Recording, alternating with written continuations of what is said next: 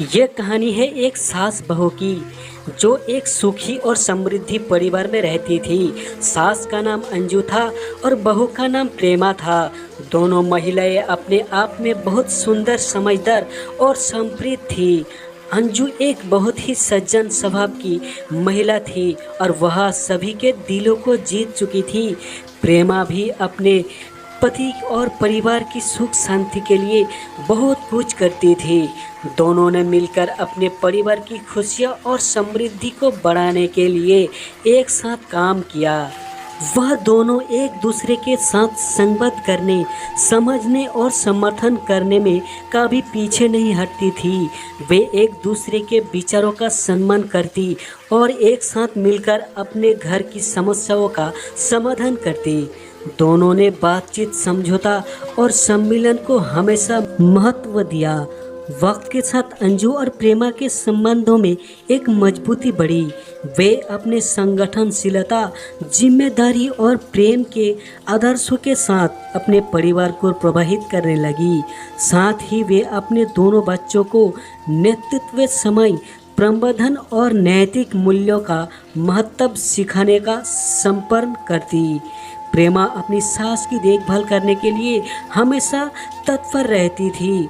वह उनकी आवश्यकताओं को समझती थी और उन्हें पूरा करने के लिए उनके लिए समय निकालती थी। दूसरी ओर अंजू भी प्रेमा की मदद करने के लिए सदैव तैयार रहती थी। एक दिन अंजू को अचानक स्वास्थ्य समस्या हो गई।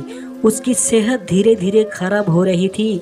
प्रेमा तत्परता से उसे डॉक्टर के पास ले गई और उसे सही उपचार प्राप्त करवाया। धीरे धीरे सास का स्वास्थ्य सही होने लगा। समय बीतता गया और परिवार में खुशहाली बढ़ती गई।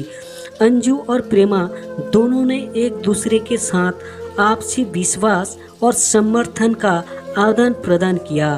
वे एक दूसरे के सपनों और उम्मीदों को समझती और उन्हें प्राथमिकता देती। अंजू ने प्रेमा को बहू नहीं बल्कि बेटी के रूप में देखना शुरू किया। प्रेमा भी अंजू अपनी खुद की माँ को देखती। एक दिन प्रेमा के पति की सेहत खराब हो गई। वह बीमार पड़ गए और अस्पताल में भर्ती हो गए। प्रेमा ने अपने पति की देखभाल के लिए सभी कामों को संभाल लिया। उन्होंने बच्चों को समय से देखा, घर के काम किए और अस्पताल में पति का ध्यान रखा। इस दौरान अंजू ने पूरी ईमानदारी से प्रेमा की सहायता की। उन्होंने बच्चों की पढ़ाई का ख्याल रखा, उनके साथ खेला और उन्हें प्यार दिया।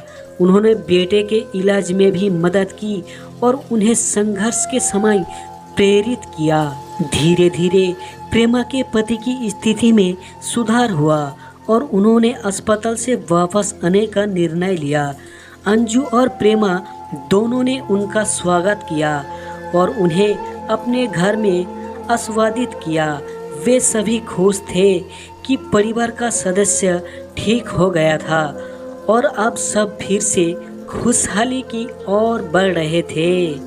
तो दोस्तों, इस कहानी से हमें ये सबक सिखाया जाता है कि जब दोनों सास बहू मिलकर घर की खुशहाली के लिए काम करती है और एक दूसरे का समर्थन करती है तो वे हर मुश्किल को पार कर सकती है। संघर्षों, समस्याओं और बदलते समय के बीच यह रिश्ता अद्वितीयता और स्नेह का प्रतीक बन जाता है।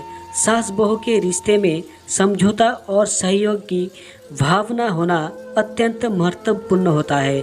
जब हम एक दूसरे की ज़रूरतों को समझते हैं, उन्हें सम्मान देते हैं और उन्हें समर्थन करते हैं तो हम खुद को और अपने परिवार को खुशहाली और समृद्धि की ओर ले जा सकते हैं।